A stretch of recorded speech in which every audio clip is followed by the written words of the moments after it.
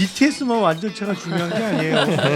헌재도 완전체가 돼야 돼요. 중요하다. 네. 경찰과 검찰이 계속 서로 네가 해라 그래서 핑퐁을 튀기다 보니까 고소 고발을 해도 2년 3년이 그냥 지나가요. 지금 이 상태가 나쁜 놈들의 전성시대다.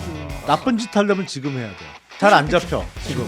이 상황을 빠르게 종결하는 게 중요하다. 예, 그렇지 않으면 또 다른 어떤 위험에 처할 수 있을지 모르기 빠르게 때문에 무섭다. 국민의힘 너무 무섭다. 김재섭 의원을 비대위원장으로 올린다는 거잖아요. 네. 탄핵에 똑같이 찬성했던 젊은 정치인 김재섭을 비대위원장으로 세워서 뭘 하려고 하는 거냐. 행태를 이해하려면 네. 무속을 공부해야 될 필요가 있어요. 자, 그러면 이번 시간 이제 정치용장 장윤선, 김용남 두 분과 함께할 예정인데요. 먼저 그 사이에 잠깐 명태균 씨 변호인인 남상권 변호사를 전화가 아직 안 왔습니까? 네, 그러면 연결은 잠시 후에 해보도록 하고 네네. 일단 두 분 모셔야 되는데 또 한 분은 또 화장실 또 가셨습니다. 참 여러 난관들이 많습니다. 자, 그럼 먼저 오신 분 개혁신당 전 정책위 의장이시죠? 김용남 전 의장님 모시겠습니다. 어서 오십시오. 네, 안녕하세요. 네, 오민시 김용남. 오민시로 참 이제 공식 명칭을 바꾸셨죠. 네. 50에 민주투사된 시장주의자. 시장주의자. 오민시. 어렵네요. 50 오민시. 정확하게는 50 넘어서죠. 50 넘어서. 그나저나 참 우리 저 오민시님께 한번 여쭤보고 네. 싶은 게 일단 아직 안 오셨으니까 지금 환율 네. 지금 얼마까지 난리죠. 1,450원 뚫었나요? 오늘 아침에 뚫었다가 네. 방금 전에 확인해 보니까 1,449원 50전이더라고요.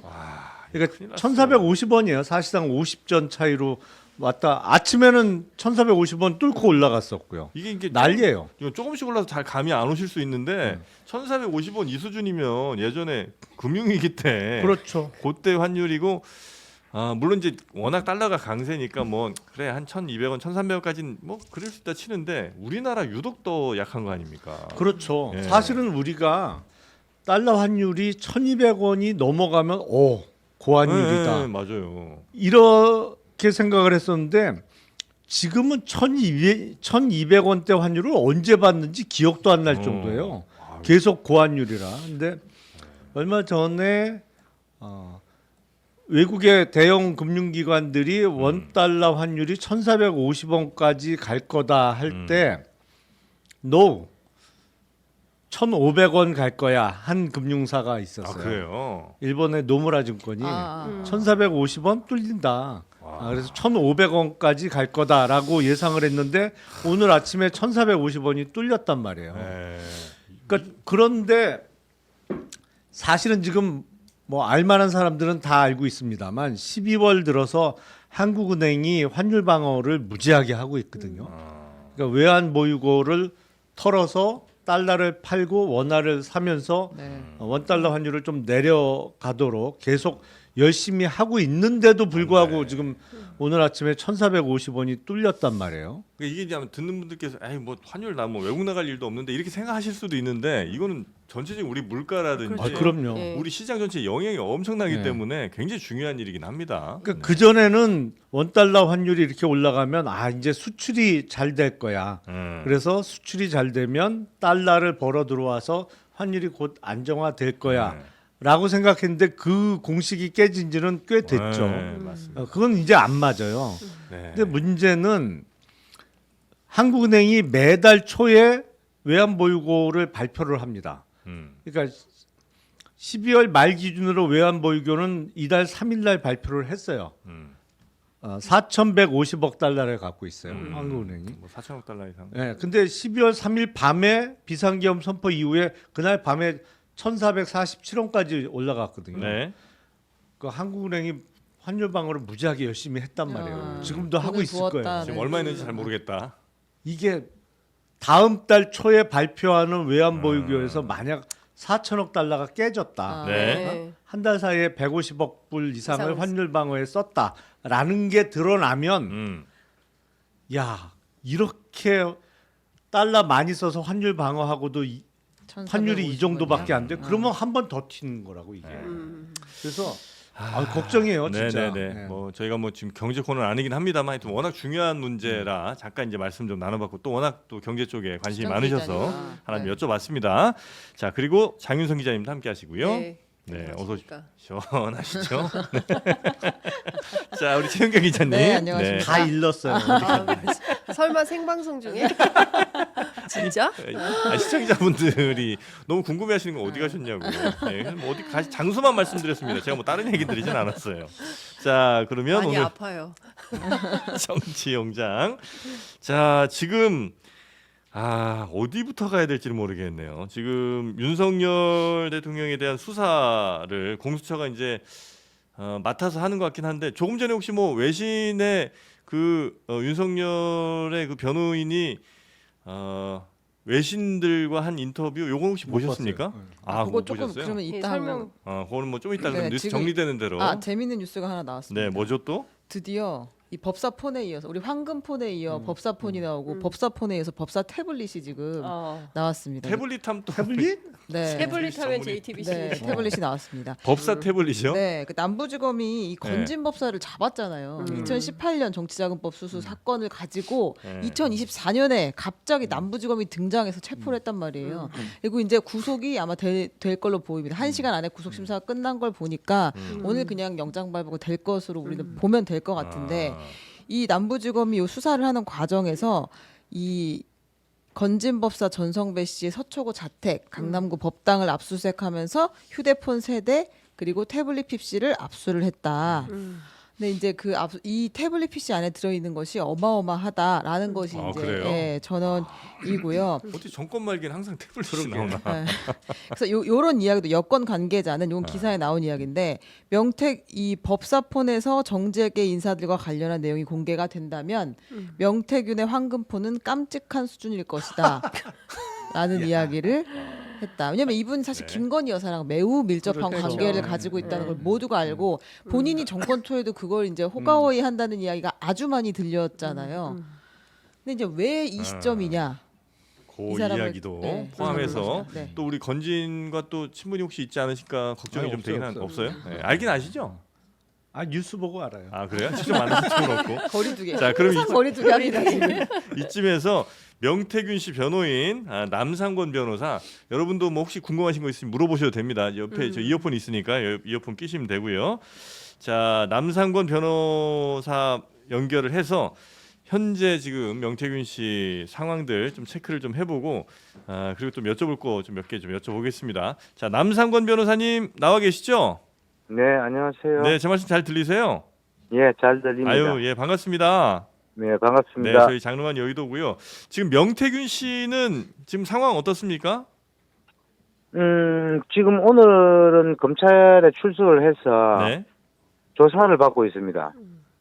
조사받고 있고요. 예, 그리고 네. 뭐 심리 상태 이런 건 괜찮아요? 예, 심리 상태는 괜찮고요. 네. 다리가 많이 불편한 그런 상황입니다. 네. 자, 얼마 전에 저 박주민 의원 만났죠, 민주당에. 예. 그 무슨 얘기를 좀 많이 나누셨대요? 제가 그 내용과 관련해서는 묻지는 않았고요. 예. 특별한 내용은 아마 없었던 걸로 보입니다. 아, 왜냐하면 그때 이제 접견 장소 변경 신청을 해서 네. 박주민 의원이 만났습니다. 알겠습니다. 그러면 이제 교도관이 접견하는데 참여를 하거든요. 네네네. 그래서 뭐 자유롭게 이야기가 이어지지는 아마 못했을 것으로 제가 보이고요. 그래요. 예. 알겠습니다. 그러면 요거 하나는 꼭 좀 여쭤보고 싶었는데 그 명태균 씨가 자기 구속되면 한 달 안에 정권 무너진다고 그랬잖아요. 예. 그거는 그냥 한 얘기인데 어떻게 우연히 맞은 거야? 아니면 진짜 뭔가를 생각을 하고 한 얘기예요? 자기가 생각을 하고 안 했겠습니까? 저도 이제 점쟁이도 아닌데 어떻게 그걸 잘 맞추냐. 네. 이러니까 피시고 웃고 거기에 관해서는 상세한 이야기는 하지 않았습니다. 상세한 얘기는 또 안 해요? 예. 아주 어머니 사나입니다. 네. 그 황금폰 제출하셨잖아요. 예. 그 황금폰에 대략 뭐 들었는지는 알고 계시죠? 황금폰이 세 대가 있고 USB 메모리가 한 대가 있는데 황금폰 세대에 USB 하나. 예. 네. 그 황금폰 포렌식이 이제 다 마무리가 되어서 저희들이 선별 절차에 참관하고 있습니다. 아, 지금 증거 예, 이렇게 근데- 선별하고 계세요? 예, 선별하고 있는데 그 메시지하고 카톡 이런 것들이 그 핸드폰 하나에 네. 15만 5천여 개가 있어요. 한 핸드폰에 카톡 메시지가 15만 개요? 예, 녹음된 내용하고 다 치면 아이고야. 이거 그래서 이제 그걸 저희들이 아침 일찍부터 예. 어제 같은 경우는 11시, 근 12시 될 때까지 선별 작업을 했습니다. 아, 그래요. 예, 그래 이제 다들 뭐 검사도 충혈되고 우리도 충혈되고 네, 네, 네, 네. 눈이 아파요.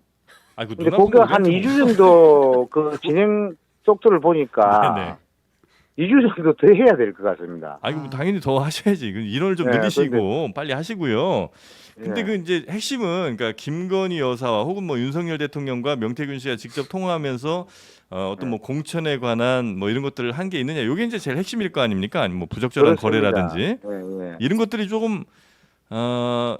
아직까지는 그 단계까지는 안 갔습니다. 안 갔어요? 예, 안 갔기 때문에 네. 저희들도 궁금한데요. 예.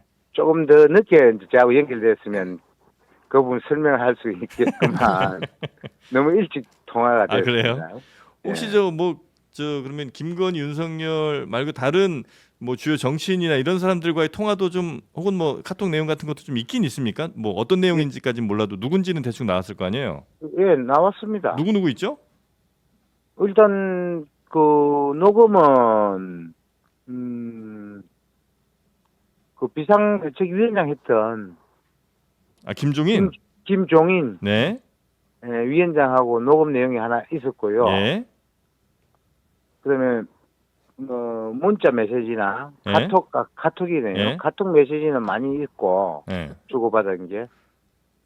또 홍준표 홍준표 직접. 홍준표 씨도 직접 예.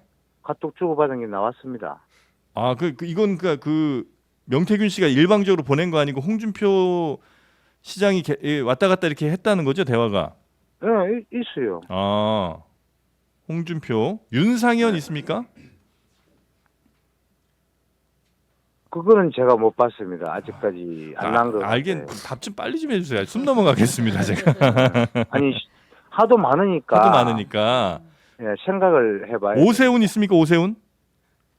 오세훈이 있었는지 없었는지 기억이 안 나네요. 그럼 기억이 안 나실 리가 없을 텐데. 아니에요. 지금 현재까지는 아마 이준석 등장하지 의원 않은 것은. 거기까지는 안 간 것 같습니다. 거기까지는 안 갔어요. 예. 왜냐하면 이게 열어보면 네. 이제 그분들이 노는 경우가 있고 네. 안 노는 경우도 있거든요. 뒤에 이제 그 나오는 경우도 있고 그런 그 단계입니다. 그 변호사님 두 가지만 여쭤볼게요. 그 홍준표 예. 시장 이름이 나왔다고 하면서 그 이제 예. 이 홍준표 시장이 김종인 위원장에게 국민의힘에 복당할 수 있도록 다리를 놔달라 이 명태균 예. 씨를 통해서 부탁했다라고 이야기를 하셨잖아요. 예. 근데 이제 홍준표 시장이 이걸 전면 반박을 했는데 그때 변호사님이 홍준표 시장이 덫에 걸렸다라고 이야기하셨어요. 이거 어떤 예. 의미예요? 아니 그건 거짓말이다. 완전한 거짓말이다. 완전한 거짓말이다라고 페이스북에 자기의 그 의사를 포시하거나 네. 할 거라고 예측을 했죠. 근데 실제로 통화 내용이 있는 거예요, 그러면? 통화 내용도 있고, 네. 통화는 했는데 그게 현재 포렌식에서 복구가 됐는지는 네. 알 수가 없고 저희들이 아직까지는 그건 선별 작업에서 확인이 안 된 사항입니다. 그 먼저 홍준표 측에서 홍준표 시장이 먼저 전화를 했다 명태균 씨에게. 그렇게 전화를 했다라고 미스터 명은 이야기하고 있습니다. 미스터 네, 명이요. 네, 네. 네. 그러면 홍준표 시장하고 직접 카톡으로 주고받은 내용에 예. 복당 말고 다른 건 또 어떤 내용들이 들어가 있어요? 혹시 여론조사 다른- 관련해서도 있어요? 여론조사 관련해서 있는지 기억이 잘 안 나네요. 하도 막 빨리 넘어가거든요. 아 그래요. 예, 빨리 넘어가기 때문에 네. 일단 저 인원 보충은 하셔야 되겠다, 그죠? 예, 이런 보충 제가 이제 네. 그 미스터 명예에 미스터 변호사 3명 더 필요하다. 네. 보충하자 하는데 뭐 지금 뭐 행편이 안 좋으니까 지 코가 석자인데 무슨 뭐 그리고 그 박주민 의원이 이른바 장소 변경 접견, 그러니까 이른바 특별면회라고 하죠. 예, 아, 직견 장소 변경이라고 예, 예. 합니다. 그 특별면허를 할 때 많은 분들이 기대했던 게 이른바 황금폰하고 USB의 카피본이 어딘가 있지 않겠냐. 그래서 그 예. 카피본을 박주민 의원에게 주지 않겠냐라는 기대를 했는데 사실은 특별면회를 해도 교도관이 입회하에 이루어지기 때문에 뭐 말이나 뭐 물건을 주고받는 행위는 특히 안 된단 말이죠. 물건을 주고받거나 뭐 물건이 있는 장소를 구체적으로 알려주기는 쉽지 않은데 그 변호인 접견은 그런 제한이 없으니까 남 변호사님께서 명태균 씨한테 카피본 혹시 있으면 나한테 알려주면 내가 이걸 세상에 공개하겠다라는 제안을 하실 생각은 없으세요? 제안을 할 수 있는데 없다고 그러는데요. 아 지금은 제안을 없다고 해요? 벌써 했습니다. 아. 왜 그러냐면 이제 제가 그 물어봤습니다. 그 핸드폰을 자기가 제출하면 네. 그 제가 반환받을 수 있다. 네. 이제 이런 이야기를 먼저 사전 지식을 전달을 했었고 또 혹시 뭐 그렇지 않습니까? 그 세상 사람 다 아는 일인데 니 복사본 없냐? 뭐 이렇게 물어봤죠. 그러니까 막 없다고 그러죠. 나중에 그 포렌식 끝나고 나면 받을 건데 네. 굳이 왜 복사를 하느냐? 아. 이제 이런 이야기였고요. 알겠습니다. 그리고 또 포렌식을 하게 되면 네. 열어보거나 복사를 한 흔적이 남습니다. 그래서 보통 이제 그대로 네네네. 실물 그대로 이제 전달하거나 제출하는 경우가 많습니다. 네. 나중에 한번 저희 스튜디오 한번 좀 오시고요. 그리고 네. 끊기 전에 어쨌든 뭐 명태균 씨 변호하시니까 약간의 뭐 편향성이 있으시리라고 감안을 하고 좀 여쭙습니다만 지금 네. 변호사님이 보실 때 명태균은 그 정치권의 그 뭐 예를 들면 윤석열 부부 혹은 뭐 김종인 등등의 사람들에게 이용당했다고 생각해서요? 아니면 명태균이 그런 정치인들을 잘 활용해서 본인의 이익을 잘 창출한 걸로 보고 계십니까? 전자라고 봅니다. 정치인들에 의해서 이용당한 것 같다. 예, 이용당하고 주로 이용한 사람이 누굽니까 그러면?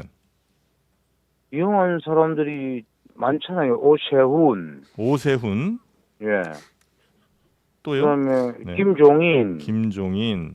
예, 아 주로 이용한 사람들이 그 사람들이에요? 예, 그 사람들이 이용을 한 걸로 제가 보고 있고요. 아 그러다 보니까 집에 떼거리도 없고, 네. 애들 그 학원도 지금 다 끊고, 그다음에 관리비나 관리비까지 또 가시면 이게 힘든데. 가스비 이런 것들이 가스비까지. 다몇 달간 연체가 되고, 그럼 금전적 이익을 거의 못 봤다는 말씀이시군요, 명태균 씨는. 그렇죠. 그다음에 그 지금 살고 있는 데가 그 전세입니다. 전세인데 임대인이 그 월세 안 준다고. 차는 제네시스 타시던데 보니까. 그 차는 또 제네시스를 사더라고요. 그 뭐 금동훈한테 돈을 좀 주고 네. 빌려가지고 산답니다. 알겠습니다. 수입료를 많이 못 받으셨을 것 같아가지고 저희가 그만 괴롭히도록 하겠습니다. 네, 일단 다음에 한번 우리 스튜디오 한번 나와 주세요. 예. 네, 고맙습니다, 우리 변호사님. 예, 수고하십시오. 네, 고맙습니다. 자, 명태균 씨 변호를 맡고 있는 남상훈 변호사와 함께 잠깐 지금 뭐 명태균 관련해서 또 이야기들이 좀 나오고 있어서 여쭤봤고요. 남 변호사님도 되게 독특한 분이에요. 독특한 분인 것 같아요. 굉장히 명태균 씨만큼 캐릭터가 그래요? 독특한 분인데, 그런 것 같아요. 예, 그 저도 몇 차례 통화를 하면서 이제 취재를 해보면 네. 사실 오늘 굉장히 그 굉장히 포멀하게 말씀을 하셨는데 아. 예, 평상시에 훨씬 더. 기자들하고 통화할 때는 간간히 육두문자를 아, 섞어가면서 그래요. 명태균이 얼마나 당했는가에 대해서 어. 예, 아주 그 속상해하세요. 아, 그래요? 그리고 지금 뭐 오세훈이, 네. 김종인이 이렇게 얘기했는데 이거 말고도 네. 거명하는 정치인들이 상당히 많이 있습니다. 그렇습니까? 예, 근데 남 변호사님 굉장히 재밌었던 게 저는 취재하면서 이분이 그 윤석열 대통령에 대해서 윤석열 씨라고 부르면서 어. 그 굉장히 그 적대적인 감정이 좀 있으세요. 그래요? 특히 후쿠시마 오염수. 후쿠시마 오염수 문제를 막 말씀하시면서 아 이거 빨리 끝장내야 된다. 이거 큰일 난다. 미래 세대가 위협받고 있다. 이 얘기를 하셔서 제가 막 명태균 관련해서 받아 적다가 후쿠시마? 되게 이분도 네. 캐릭터 굉장히 독특하시다. 예. 알겠습니다. 취재 팁입니다. 이 취재 양 뭐 얘기 나온 김에 명태균 그다음에 이제 대통령의 주변에 이렇게 아이디어를 많이 준 혹은 이제 이른바 무슨 멘토처럼 얘기했다는 사람이 뭐 많았잖아요. 그렇죠. 명태균, 저 천공, 네. 그다음에 건진. 네. 건지 그런데 이제 그 중에 건진이 지금 이제 체포가 됐고 그렇죠. 아까 말씀하신 것처럼 태블릿 지금 나오고. 압수 됐다는 거잖아요. 네. 건진의 영향력이 어느 정도인지 사실 건진은 천공이나 명태균보다 한참 밑에인가 생각을 했는데 그렇지는 않은 모양이에요. 아니 근데 아니, 처음부터 위죠. 건진이 제일 위죠. 윗길이라고는 위죠. 알고 네. 있었죠. 아니 원래 근데 그렇게 중요한 사람이었어요, 건진이? 아니 왜냐하면 네. 그때 당 후보로 확정되고 나서 선거 캠프를 광화문에서 여의도로 옮겼단 말이에요. 네. 그래서 2022년 1월 1일 신년 할애식을 그 캠프가 있는 건물 맨 위에 층에서 했는데 네. 그러니까 신년 할애식이니까 꼭 캠프에 있던 사람 말고도 이런저런 손님들이 많이 왔죠. 근데 그날 그 공개된 동영상이 있잖아요.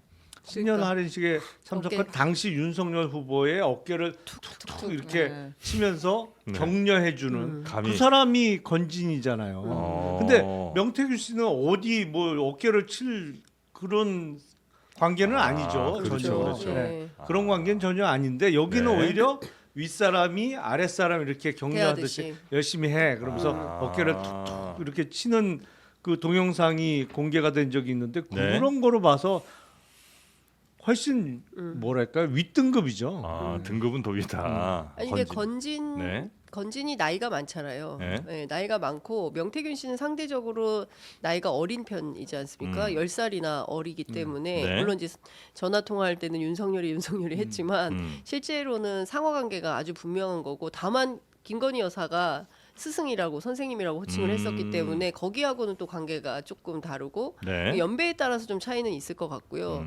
저는 이후에 이제 천공과 관련된 내용이 뭐가 나올지 네. 이것도 중요하고 그리고 이거 시중에 박지원 의원 말씀하신 대로 네. 개업 날짜가 왜 12월 3일인가 이 관련해서도 건진과 관계돼 있다라는 얘기도 있잖아요. 관저 알아볼 때도 옛날에 건진 그렇죠. 그렇죠? 예, 그 얘기도 그때 있었죠.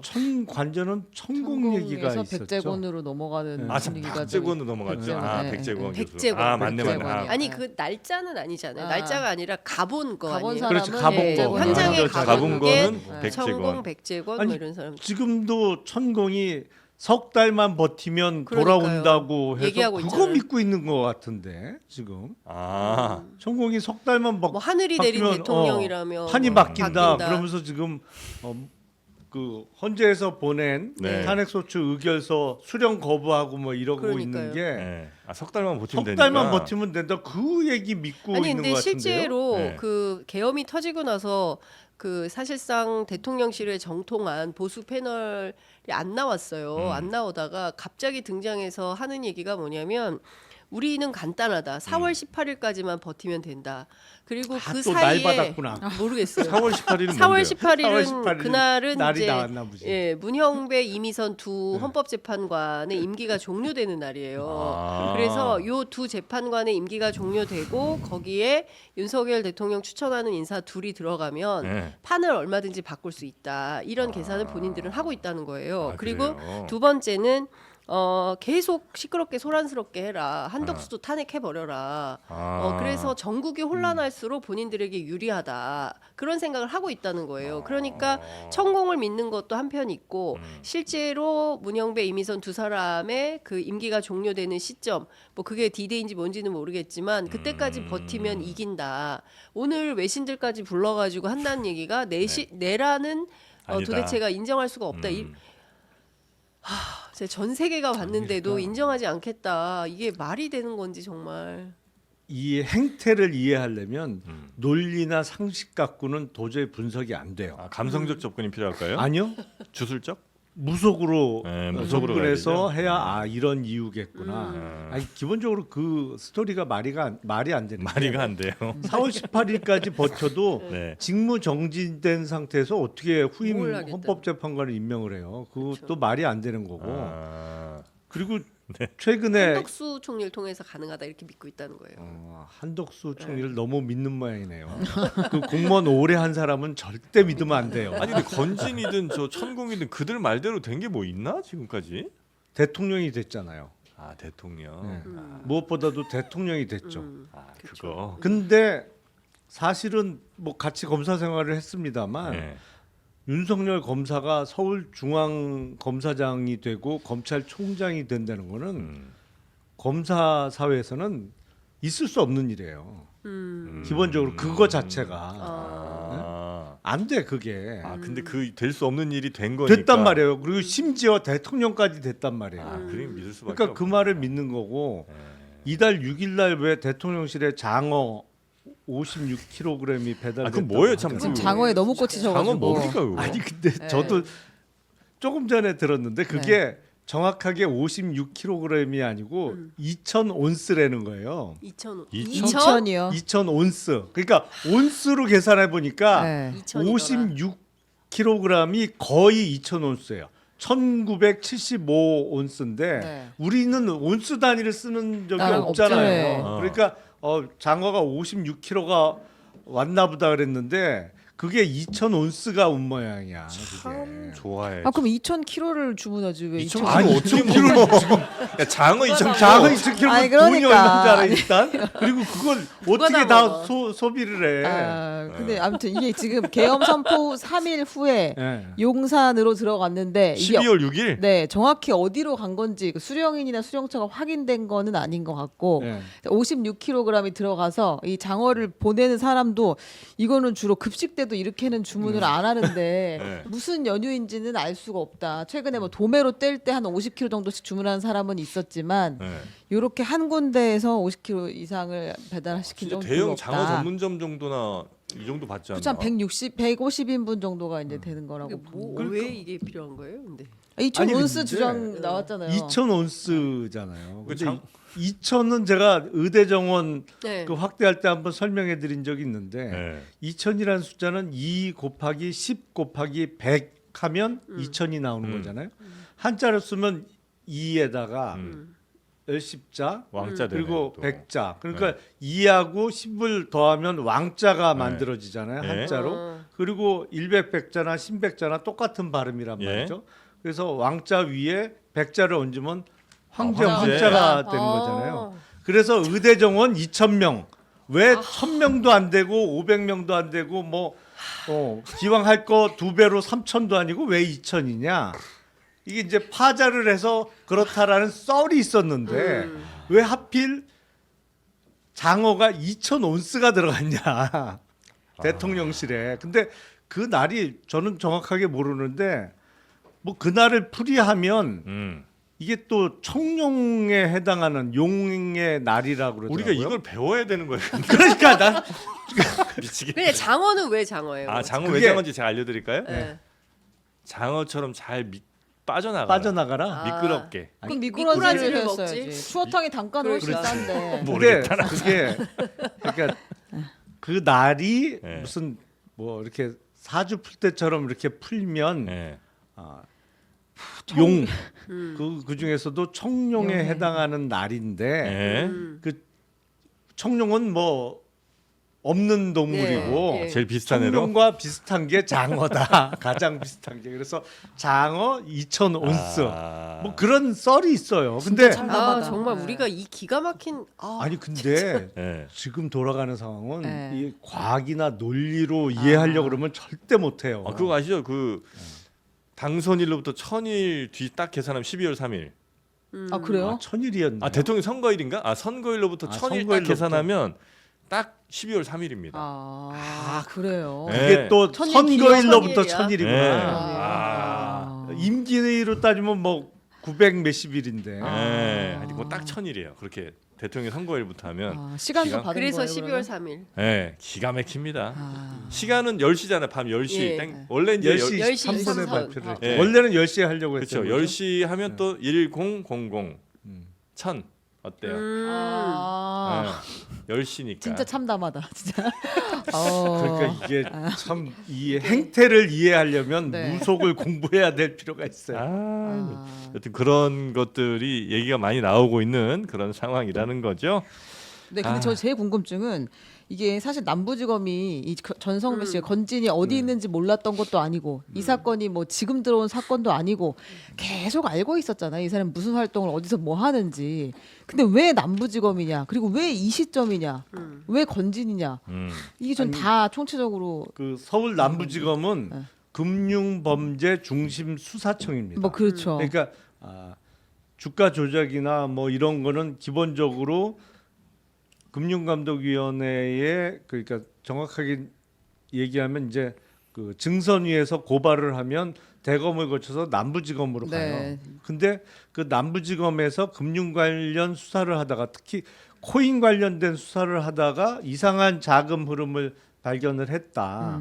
그래서 하다 보니까 전성배라는 이름이 나왔고 공천 헌금 명목으로 돈을 받은 거를 확인해서 체포하고 이제 구속하게 됐다는 설명인데 거기에 빠진 부분이 있어요.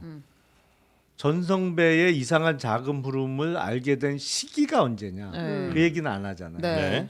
그건 좀 됐겠죠. 네, 한장 네, 갖고 오래됐겠죠. 있다가 지금 시점에 했다는 거잖아요. 그거는 좀 됐을 거예요. 네. 근데 그 검찰 사정에 밝은 박은정 의원은 어떻게 설명을 하냐면 사실 이 남부지검장도 친윤 검사다. 신흥석 검사. 그래서 맞아요. 그리고 이 검사가 지금은 미래 권력에 줄을 서기 시작한 거다. 아. 네, 그러니까 나도 우리도 하고 있어요. 뭐 이렇게 일종의 이제 표식을 내는 거다. 그러니까 이미 검찰에서는 이문정 검사가 말한 대로 윤석열, 김건희 두 사람은 전리품에 불과하다. 손절을 완전히 그리고 했다. 완벽한 손절각이고 친윤 검사인 남부지검장마저도 네. 이제는 미래 권력에 줄 서기 위해서 우리 이 정도 수사하고 있다라는 걸 알리려는 네. 이런 태도로 이해하면 된다 이렇게 얘기를 하고 또 한편에서는 어떤 해석이 나오냐면 그 건진을 퀴거리로 해서 김건희 여사까지 달려가려고 하는 포석이다. 네, 그러니까 그 지금 명태균 건진 그리고 그 이후에 또 누가 어떻게 될지는 모르겠지만 이것은 김건희를 치기 위한 포석에 불과한 거다. 이제 이런 해석들이 나오죠. 충분히 네. 가능하죠. 근데 뭐 예를 들어 김건희나 윤석열을 검찰이 정말 맘먹고 하고 싶으면 네. 이번에 공수처에 이제 다 넘겼죠? 그 윤석열 수사에 대한 것들을 다 내란 넘기지 죄. 않았죠. 검찰이 내란죄만. 내란죄만 내란죄에 대해서 어차피 그건 검찰이 못하는 그 거니까. 그 대통령과 이상민 두 사람에 대해서는 넘기고 네. 나머지 군 관련 그 저 사령관들에 대한 수사는 검찰이 계속한다라는 거죠. 그래서 원래는 검찰이 이걸 어떻게든 좀 갖고 있거나 아니면 더 좀 뭐 신병을 확보하려고 한다거나 이럴 거라고 생각하셨던 분들도 계신 것 네. 같은데 네. 그렇진 안 하고 그냥 공수처로 이관을 깔끔하게 한 건가? 그래서 이제 검찰이 포기를 한 건가? 뭐 이런 아니죠. 해석도 하시는 것 같고 아니면 검찰이 오히려 뭐 다른 걸 또 준비하고 있다 이런 얘기를 하시는 분들도 있는 것 같은데 요거는 어떻게 혹시 보십니까? 지금 공수처에 넘긴 거는 어쩔 수 없는 건가요? 이거는? 일단 바터를 한 거잖아요. 윤석열, 이상민은 공수처에 넘기고 네. 나머지 지금 그 현역 군인이나 이런 거는 계속 하기로. 현역 군인에 대한 수사가 가능한 게 검찰하고 군 검찰이 같이 하고 있거든요. 그러다 보니까 그 구도가 가능해졌는데 제가 보기엔 글쎄 다 뺏기느니 이거라도 하자라고 그렇죠. 볼 수 있는 거고 왜냐하면 내란죄 관련해서 수사 네. 수사권이 있느냐라는 논란이 계속 있는 가운데 뭐 이거라도 지켜서 하자. 사실은 이쪽보다는 밑에서 나올 수 있는 사실관계가 훨씬 많거든요. 그렇잖아요. 여기 뭐 불러서 조사해봤자 제대로 대답도 안 할 거고 네. 보나마나 진술 거부권 행사할 가능성이 높아 보이는데 실리를 택하자는 결정일 수도 있을 거고 그리고 수사권 관련한 논란에서 좀 비껴가자. 네. 그게 제일 컸겠죠.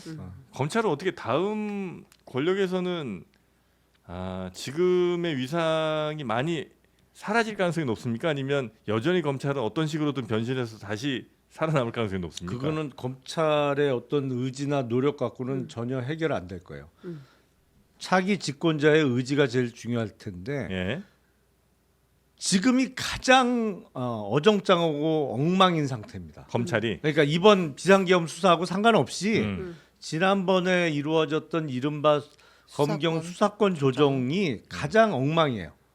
그러니까 이도 아니고 저도 아니에요. 그러니까 이거는 차라리 수사에 대한 최종 책임자를 정하든지 옛날처럼 네. 수사의 주재자는 검사다로 해서 형사 사건에 있어서 최종적인 결정, 특히 이제 기소 불기소 결정은 검찰이 하도록 하든지 복원을 하든지 네. 아니면 아예 기소청으로 해서 수사는 경찰로 다 떠넘겨 주든지 이렇게 결정을 해야 되는데 그거는 집권자의 의지죠. 검찰이 지금 노력해서 해결할 수 있는 건 아닌 상황으로 보여요. 근데 왜 이런 말씀을 드리냐면 형사 사건이 끝이 안 나요.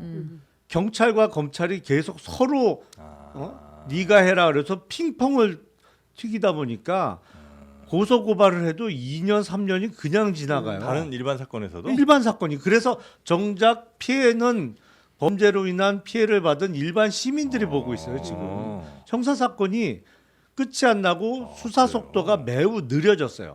그래서 지금 이 상태가 나쁜 놈들의 전성 시대다. 어떻게든 바꿔야 되는구나. 나쁜 짓 하려면 지금 해야 돼요. 잘 안 잡혀 지금. 무슨 아니, 아니, 근데 상황이 딱 그래요. 그래서 다음에 집권하는 사람이 빨리 이거를 가타부타 정리를 해줘야지. 지금 이 상태가 최악입니다. 사실은. 근데 사실 심우정 총장이 예. 그 압박은 많이 받았을 거다라는 얘기는 있어요. 뭐냐면 지금 검찰이 수사권 논란이 계속 있지 않습니까? 네, 네. 이제 그런 가운데 계속 이 그 주요 범죄 피의자들을 그 신병 확보한 상태에서 내놓지 않고 공수처가 계속 이첩하라고 하는데 네. 버티게 들어갔다가 계속 가지고 있다가 이제 재판 과정에서 수사권 논란이 생겨서 결국 네. 이 사건이 공소기각 형태로 마무리가 됐을 때 네. 그 책임은 온전히 심우정 총장이 질 수밖에 없다는 거예요. 그러니까 총장으로서 이 사건에 대한 핸들링을 어느 수준에서 어떻게 할 거냐라는 결심과 판단이 필요한 건데 네. 그 과정에서 심 총장이 헤매고 똑바로 하지 못했을 때 이 사건 전반에 대한 뭐 일종의 덤터기 같은 걸 쓸 수 있어서 일부는 띄워주고 일부는 가져가고 이 정도는 우리가 좀 하게 해주세요라고 하면서 수사권 결국엔 종국엔 수사권을 가지고 버티려고 하는 거 아니냐. 네, 네, 그런데 아마도 지금 민주당이나 또 야당이 생각하는 것은 검찰은 이대로는 불가하다. 특히 이제 이 사건에서 제일 중요하게 봐야 되는 것은 이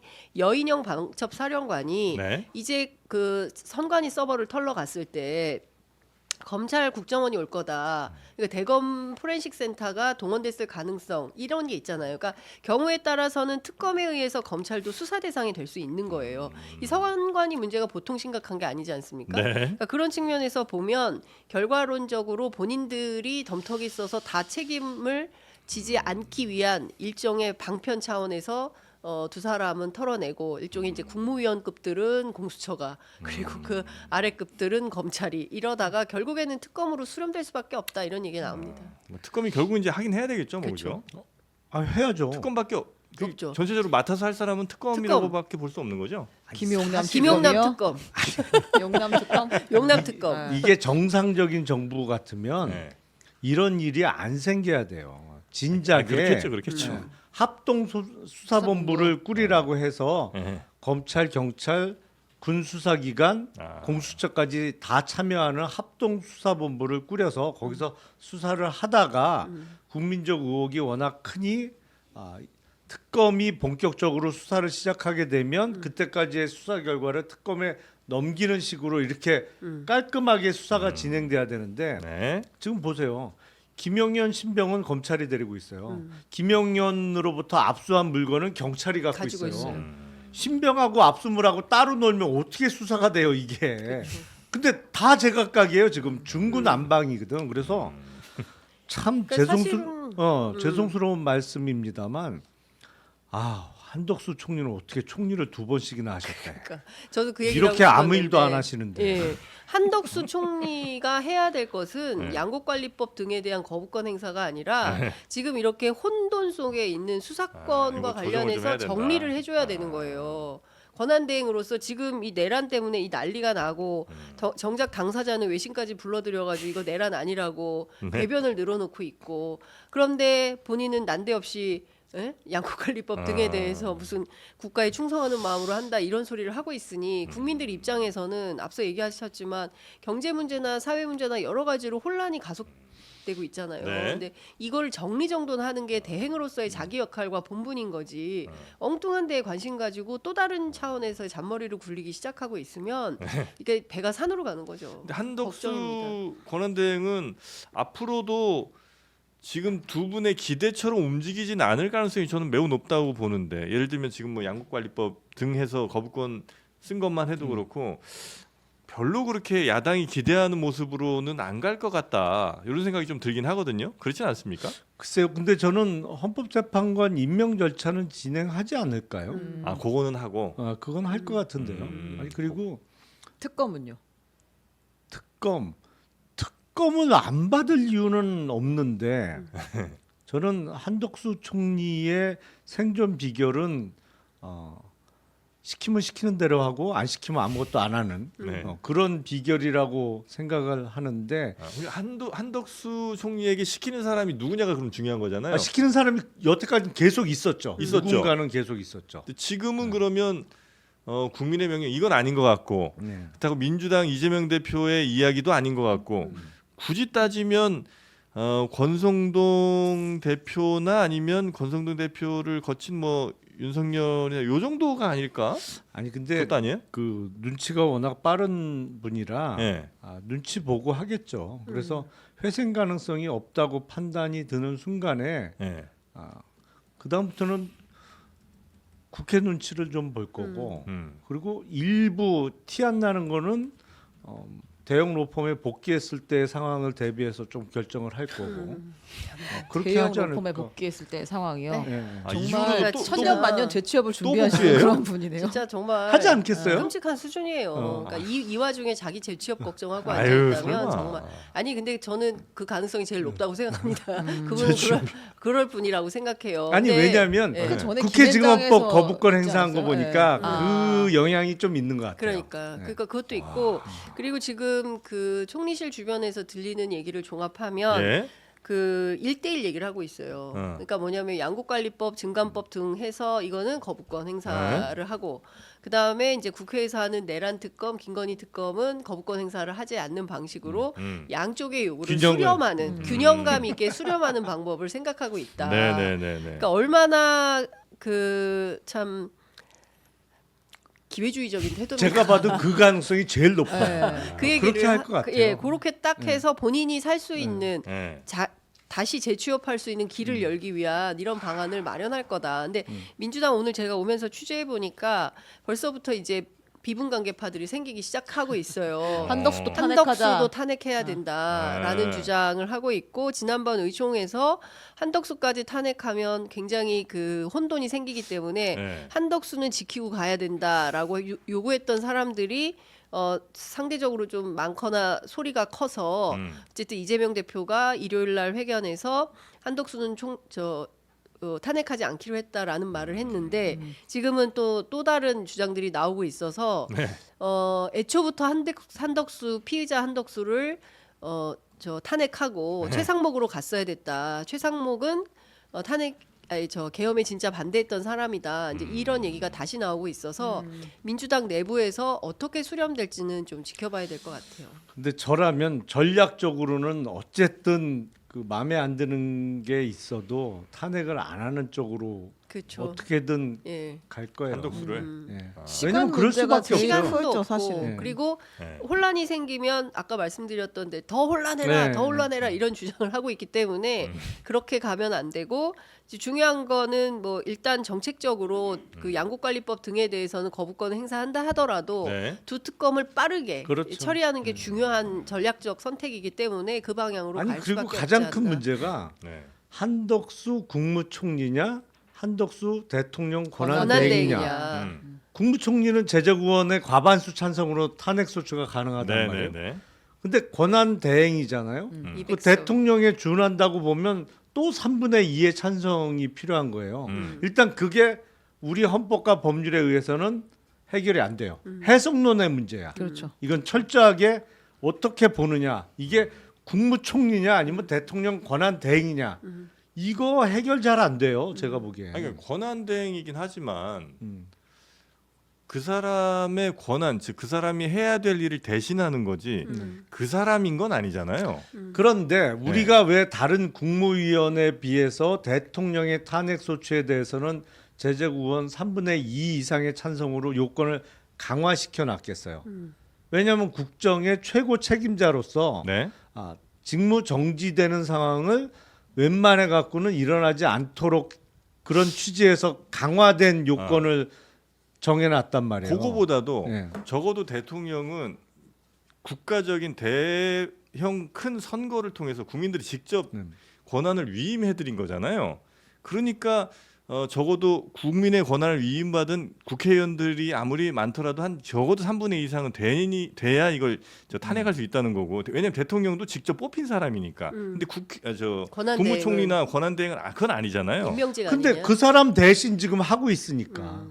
그러니까 근데 이게 이게 해석의 해석의 문제인데 해석의 네, 네, 네. 얘기라서 이거 진짜 예. 해결 근데 잘 지금 안 돼요. 제가 보기에는 그 네. 해석을 하고 있기에는 너무나 긴박하다. 네. 예, 그리고 오늘 뭐 선관위 저는 진짜 그 선량한 선관위 네. 과장급 또는 그 사무관급에 해당하는 공직자들이 케이블 타이에 손발이 묶여가지고 두건 씌워서 비원 벙커원으로 끌려가서 계획 혹여라도 고문 당하다가 뭐 허위 자백 받아서 이건 부정선거이므로 총선 다시 해야 된다라는 방식으로 갔었던 너무 암담한 거예요. 근데 이런 상황이 지금도 사실은 부인하고 있기 때문에 이게 뭐 나는 그런 적이 없고 그냥 질서 좀 잡으려고 한 거고 경고성 차원에서 국회 한번 들어가 본데 그걸 가지고 내란이라니 이건 말도 안 되라고 네. 황당한 주장을 하고 있기 때문에 이 상황을 빠르게 종결하는 게 중요하다. 예, 그렇지 않으면 또 다른 어떤 위험에 처할 수 있을지 모르기 빠르게 때문에 종결하려면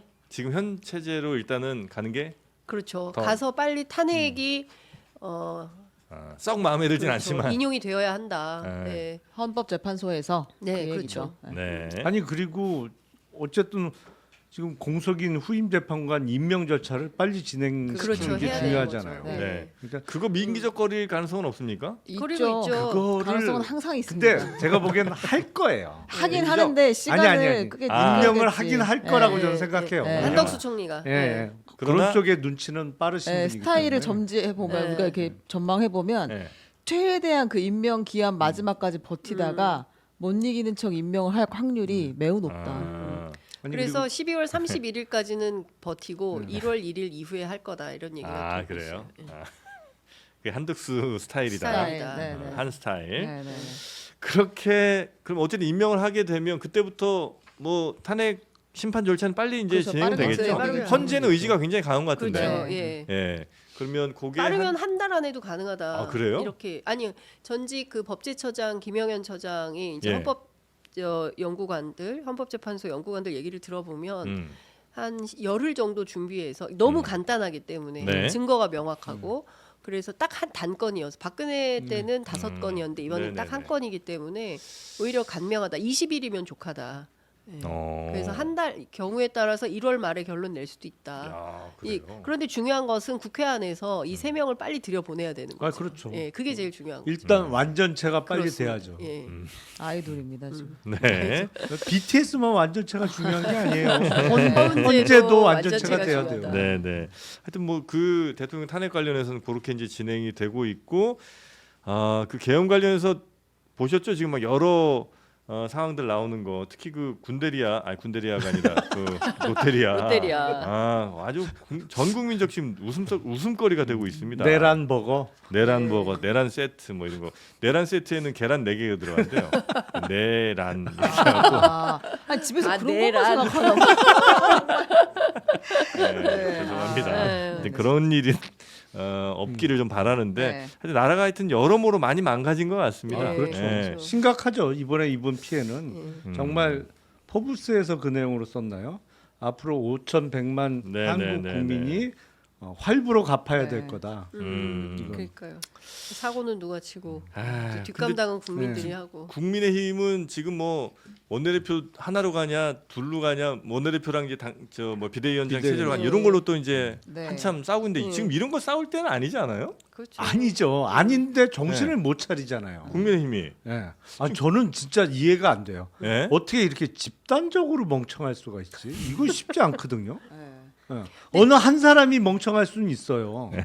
그리고 어느 한 사람이 정신이 이상해질 수도 있죠.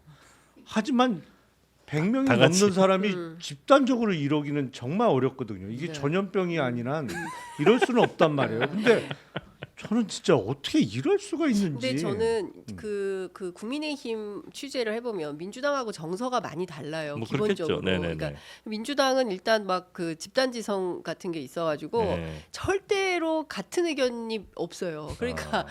취재가 품이 많이 들어요. 여러 사람을 막 크로스 체크를 해봐야 돼요. 근데 네. 국민의힘 한 사람만 취재하면 되거든요. 대체로 의견이 일치하거나 아니면 의견 없으면 말을 안 하거나 뭐 이런 쪽인데 저는 최근에 너무 무섭다. 국민의힘 너무 무섭다. 어떤 생각을 했냐면 김재섭 의원을 비대위원장으로 올린다는 거잖아요. 네. 그러니까 저는 이게 어떤 거라고 생각하냐면 탄핵에 찬성했던 한동훈 대표를 찍어서 내보냈잖아요. 네. 그런 다음에 하는 게 탄핵에 똑같이 찬성했던 젊은 정치인 김재섭을 비대위원장으로 세워서 뭘 하려고 하는 거냐. 희생양을 삼으려고 하는 그렇죠. 게 아니냐. 재물, 그러니까 재물. 김재섭을 세워놓고 야 탄핵 찬성파 잘 들어. 김재섭이 위원장이야.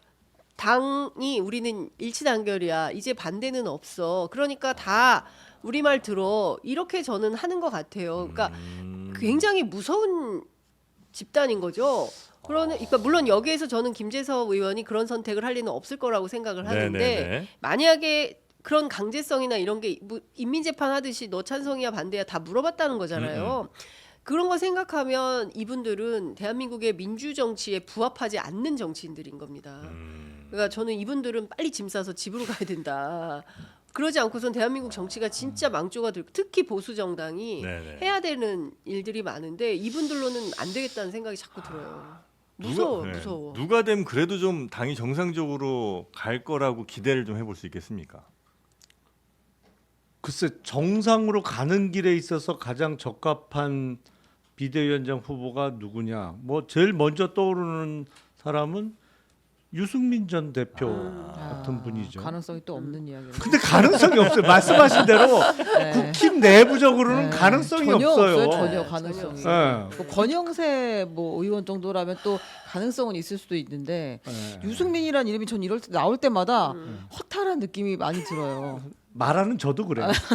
사실은 뭐 가능하다고 드린 말씀은 아니었어요. 네. 안 되겠지만 그리고 원래 탄핵 후 수순이라는 게 보통 분당이 되잖아요. 그 내부에서 탄핵 찬성파와 이제 반대파가 의견이 극단까지 치달아서 갈렸기 때문에 같이 못한다. 그리고 이제 아직까지도 대통령을 붙들고 있는 사람과 그렇지 않은 사람들이 분당하게 돼 있는데 여기 그런 분위기도 없어요. 아니 그것도 저는 이 모든 어떤 에너지가 있을 때 분당도 가능한 거지. 네. 국힘은 지금 분당을 할 수 있는 에너지가 없어요. 왜냐하면 네. 찬성한 사람도 그렇고 반대한 사람도 그렇고 일단 뭐 이거 하나 넘겼으니 뭐 그다음 또 어떻게 해야 돼? 뭐 서로 얼굴 쳐다보면서 이러고 있는 상황이지. 네. 절대로 난 이거 양보할 수 없는 선을 네가 방금 넘었어. 그러니까 너하고는 같이 정치 못해.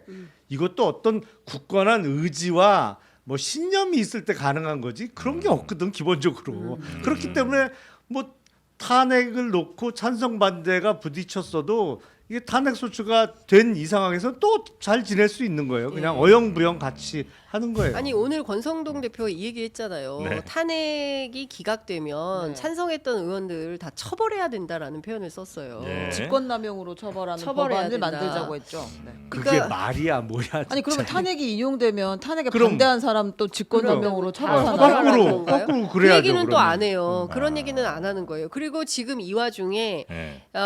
내란 수계를 지키겠다고 나서는 거잖아요. 그리고 그 사람들이 지금 지도부에 있고 이 당의 중심인 거잖아요. 그리고 소위 그 탄핵에 찬성했던 사람들을 일종의 그 표현을 뭐라고 해야 될지 모르겠지만 전리품 비슷하게 딱 세워놓고 아. 예 그리고 다 내 말 들어 이렇게 네네. 실험 청정을 하려고 하는 거잖아요. 그러니까 네. 굉장히 무서운 집단인 것이고 그리고 이분들이 이런 선택을 그 하는 것을 그냥 놔두는 저는 영남 유권자들이나 이런 분들도 좀 새로운 선택이 필요해 보인다. 그러니까 정치의 좀 다양성 네. 그러니까 긴 미래에서는 그런 것도 있어 보이고 이 사람들이 이럴 수 있는 보수의- 이유는 계속 그렇게 그렇죠 뽑아주니까. 뽑아주니까. 근데 실제로 저 뭐 대기실에서 그런 얘기 많이 들어요. 네. 우리는 과메기만 꽂아도 돼, 미역만 꽂아도 돼. 아이 또 과메기한테 그게 무슨 국민의힘만 모욕적인 말이에요. 과메기. 아니 그런데 실제 그런 발언 하신 분이 아. 뽑혀서 와요 아. 의외로. 그러니까 그런 걸 보면 좀 참담하다. 그러니까 윤상현 의원에 대해서 우리가 비판하지만 다음에 보겠습니다. 저는 그 미추홀구 주민들이 누구를 선택할지. 네. 네. 알겠습니다. 네. 자 지금도 한 10만 분 좀 안 되게 보고 계시는 것 같은데 10만 분에 많이 못 미치게 보고 네. 계시죠. 10만 분. 와. 아니 안 아니 농담이에요. 어쨌든 3만 7천도 네. 10만 원 좀 안 그럼요. 되는 네. 거죠. 네. 야.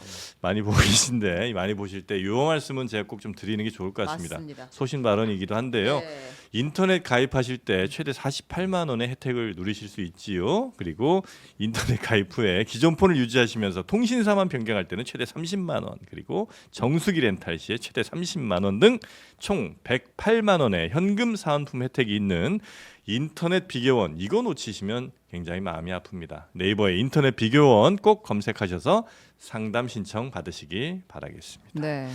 자, 우리 김영남 저 오민씨님은 또 다음 일정 또 가셔야 되잖아요. 아, 더 조금 얘기하고 여유 있어요. 있어요. 아, 그래요? 얘기하고 싶은 게 아, 있어요. 하나만 좀 10분은 더 있어요. 아 그렇습니까? 아니 저는 이 질문. 네. 어제 권성동 이재명 두 사람이 만났잖아요. 네. 근데 이제 만나는 모양새가 되게 오묘한 느낌이었어요. 아 권성동 이재명. 네, 네. 그러니까 이제 사진을 좀 주시면 네.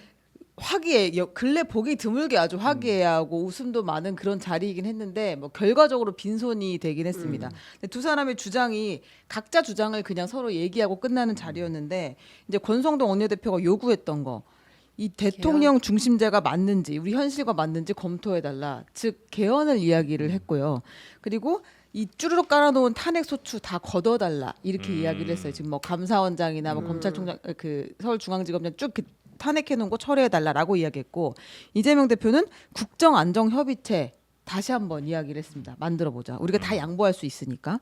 그다음에 조속하게 추경을 했으면 좋겠다. 이렇게 이야기를 크게 2개 정도씩 했다고 볼 수 있을 것 같은데 이제 권성동 원내대표 입장에서는 차기 대권 주자로 불리는 이재명 대표를 앞에 놓고 대통령제는 못하겠어. 이렇게 이야기를 지금 한 모양새잖아요. 그렇죠. 그리고 이제 이재명 대표 입장에서는 한동훈 한덕수 커플이 만들어 놓은 게 헌법적으로 전혀 그 뒷받침이 근거가 안 없죠. 된다. 근거가 없다고 얘기해 놓고 국정안정협의체를 지금 하자고 한 거 아니에요.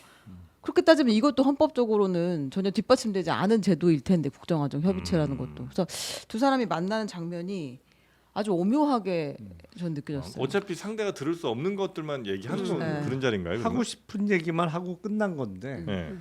여기서 국힘 쪽에서 개헌 이슈를 던지는 건 개헌 쪽으로 가게 되면 사실은 지금 벌어지고 있는 혼란상으로부터 국민의 눈이 개헌 쪽으로 많이 돌아갑니다. 그럴 수밖에 없죠. 네. 정말 대통령제가 아닌 의원내각제 아니면 변형된 형태의 대통령제를 하는 거야? 네. 그러면서 개헌 스케줄이 언제쯤으로 나오느냐에 따라서 차기 대선 스케줄도 또 늦춰질 가능성도 있는 거예요. 사실은. 네네네. 만약에 대통령제 해보니까 안 되겠어. 뭐 이상한 사람도 대통령 되고 그래서 이상한 사람 대통령 됐을 때 폐해를 우리가 지금 겪고 있으니 이거 하지 말자. 네. 그러면 의원 내각제나 변형된 형태의 대통령제를 하자. 그러면 일단 대통령을 급하게 새로 뽑을 이유가 없잖아요. 대통령제 안 할 건데.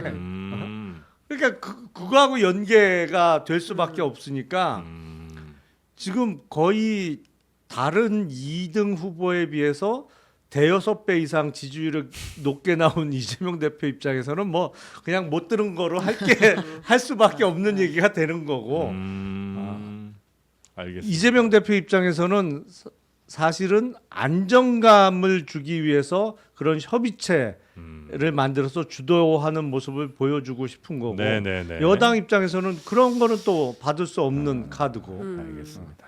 자, 하여튼 뭐 어제 그 만남은 큰 성과는 양쪽 모두 없었던 걸로 그리고 성과 나오기도 어려운 상황이었던 그렇죠. 걸로 저희가 이해하고 넘어가도록 하겠습니다. 자, 오늘 두 분 또 힘든 와중에도 이렇게 함께해 주셔서 너무나 감사하고요. 다음 주에 더 재밌는 이야기 함께 나누기를 그때는 좀 더 분위기가 좋아지기를 기대하면서 다음 주에는 2천 얘기는 안 나왔으면 좋겠어요. 아, 그렇죠. 네. 네. 그렇죠. 부대가 뭐 경기도 이천에서 출발했다는 얘기가 있습니다. 자, 오늘 두 분 대단히 감사하고요. 우리 최윤경 기자도 고생 많으셨고요. 네. 저희는 내일 오전 11시 다시 여러분 밝은 얼굴로 찾아뵙도록 하겠습니다. 함께해 주신 여러분 고맙습니다. 네, 감사합니다. 감사합니다.